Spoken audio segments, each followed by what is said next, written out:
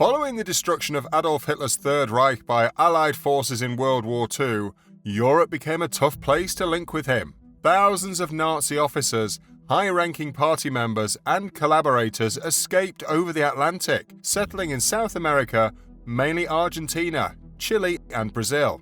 For example, Argentina already had hundreds of thousands of German immigrants and had maintained close links with Germany during the war. After 1945, Argentine President Juan Perón enlisted the cooperation of intelligence personnel and diplomats to help build rat lines, or escape routes via Spanish and Italian ports, as he was lured to fascist ideology himself. With that said, let's have a look at 7 notorious Nazis who escaped to South America. Adolf Eichmann. Eichmann, dubbed the world's most sought Nazi, was the architect of Hitler's final solution to destroy Europe's Jews. The legendary SS Lieutenant Colonel oversaw the Nazi death camps, which resulted in the extermination of about 6 million Jews. In German-occupied Poland, Eichmann oversaw the identification, assembling and transportation of European Jews to Auschwitz, Treblinka, and other extermination camps. After World War II, Eichmann went into hiding in Austria. With the aid of a Franciscan monk in Genoa, Italy, he obtained an Argentine visa and signed an application for a falsified Red Cross passport. In 1950, he boarded a steamship to Buenos Aires under the alias Ricardo Clement. Eichmann lived with his wife and 4 children in a middle-class Buenos Aires suburb and worked in a Mercedes-Benz automotive plant. On May 11, 1960, Israeli Mossad officers seized Eichmann in a daring raid, then sneaked him out of the country by doping and disguising him as a member of an El Al flight crew. Eichmann was tried in Israel as a war criminal for deporting Jews to death camps and concentration camps. After a 4-month trial in Jerusalem, he was found guilty and given the sole death sentence ever delivered by an Israeli court. On May 31, 1962, he was hanged. Josef Mengele. The psychiatrist, nicknamed the Angel of Death, conducted grisly experiments among the captives at the Auschwitz death camp, second only to Eichmann as a target of Nazi hunters. Mengele, an SS officer, was dispatched to the Eastern Front at the start of World War II to fight the Soviets and was awarded the Iron Cross for his bravery and service. He was assigned to the Auschwitz extermination camp after he was injured and judged unfit for active duty. He utilized the inmates as human guinea pigs there, especially twins, pregnant women, and the crippled. With his medical experiments, Mengele tortured and killed children. Following World War II, Mengele spent more than 3 years in hiding in Germany. With the help of a Catholic priest, the Angel of Death went to Argentina in 1949, where he managed a mechanical equipment shop, and remarried in Uruguay in 1958 under his own name. The doctor lived in several Buenos Aires suburbs before fleeing to Paraguay and then Brazil after learning of Eichmann's detention. West Germany had requested extradition from Argentina, which stalled its feet, stating that a review was required because the doctor's crimes were political. Mengele was hunted by Nazi hunters for decades, until drowning in a stroke off the coast of Brazil in 1979. His death was not confirmed until his remains were forensically analyzed in 1985, since he had worked in Brazil under a false name. Walter Rauff. Rauff, an SS colonel, was a key figure in the development and implementation of the mobile gas chambers, which killed an estimated 100,000 people during World War II. Rauff oversaw truck modifications that directed exhaust fumes into airtight compartments in the back of vehicles capable of carrying up to 60 people, according to the UK's MI5 intelligence service. The victims were poisoned and/or asphyxiated as the trucks were driven to burial sites. Rauff commanded Gestapo operations after persecuting Jews in Vichy, France-controlled Tunisia during 1942 and 1943. At the end of the war, Allied troops apprehended Rauff. He hid in Italian convents after escaping from an American POW camp. He fled to Italy after acting as a military advisor to Syria's president in 1948, then moved to Ecuador in 1949 before settling in Chile under his own identity.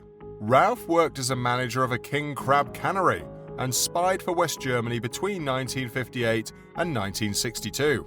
His whereabouts were discovered after he requested that his German naval pension be forwarded to his new location in Chile in a letter. He was detained in Chile in 1962, but was released the following year by the country's Supreme Court. Augusto Pinochet, the dictator of Chile, had continuously refused to extradite Rauch, despite repeated requests from West Germany.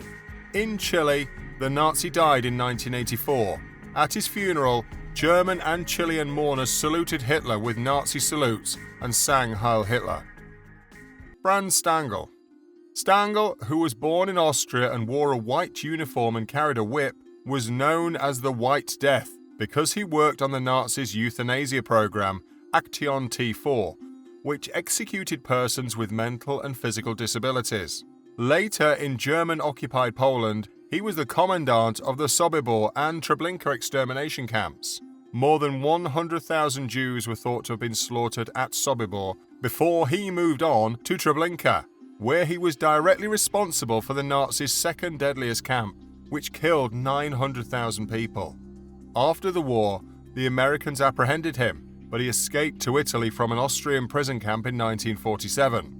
Stangl moved to Syria on a Red Cross passport, aided by the Nazi-supporting Austrian priest Alois Hudal, before traveling to Brazil in 1951. He was working for Volkswagen in Sao Paulo under his own identity when he was caught in 1967, after being traced down by Holocaust survivor and well-known Nazi hunter Simon Wiesenthal.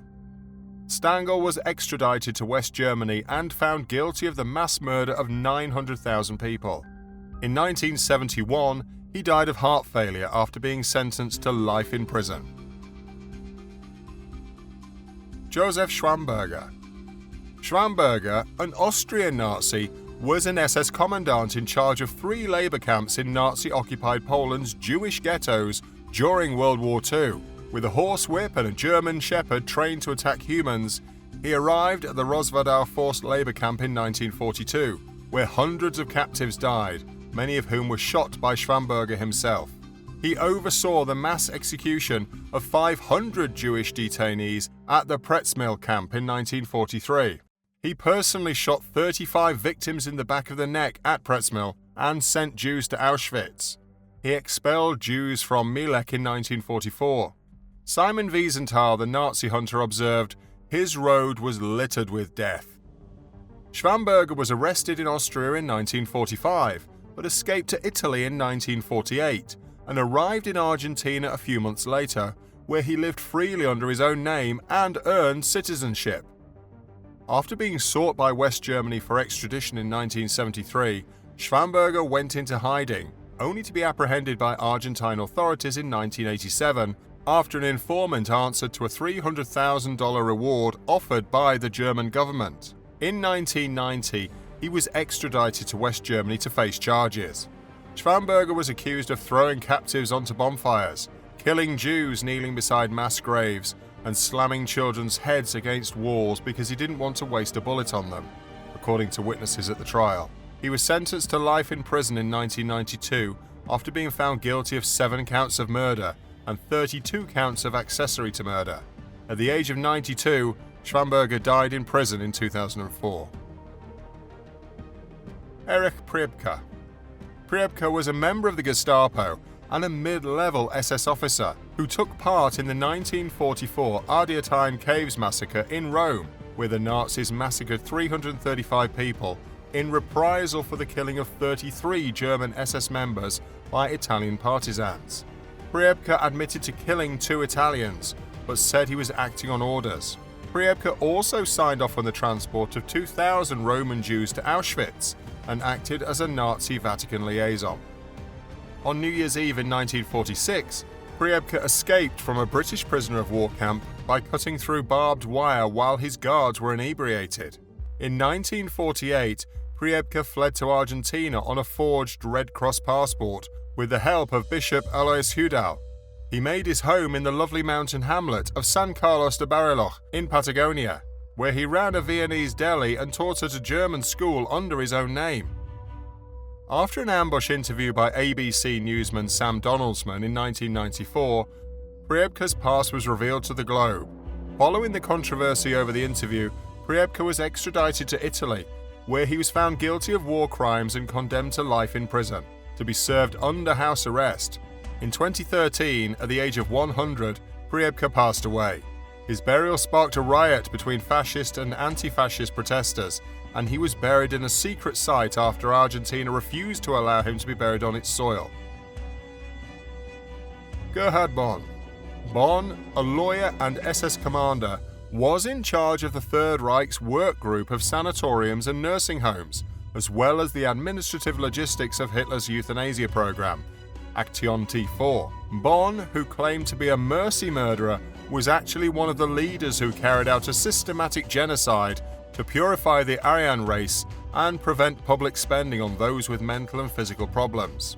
In total, the initiative resulted in the deaths of 200,000 Germans suffering with terminal diseases, mental problems, and other disabilities. The victims were taken to the institution's gas chambers and subsequently incinerated. The program acted as a test run for the SS's eventual mass extermination facilities. After filing a report accusing his agency of fraud and corruption, Bonn was kicked out of the Nazi Party. Bonn emigrated to Argentina in 1949, posing as a technician for the country's military under Juan Perón. Perón's aides provided him with money and identification papers, he later revealed. Following Perón's deposition by a coup, Bonn returned to Germany and was indicted by a Frankfurt court in 1963. Bonn was released on bail and escaped to Argentina, where he was extradited 3 years later as Argentina's first Nazi criminal. Bonn lasted for another 15 years after being declared unfit to stand trial, dying in 1981. Looking to learn more about history? Check out some of these history-related videos. What piece of World War II history interests you the most? Let us know in the comments below.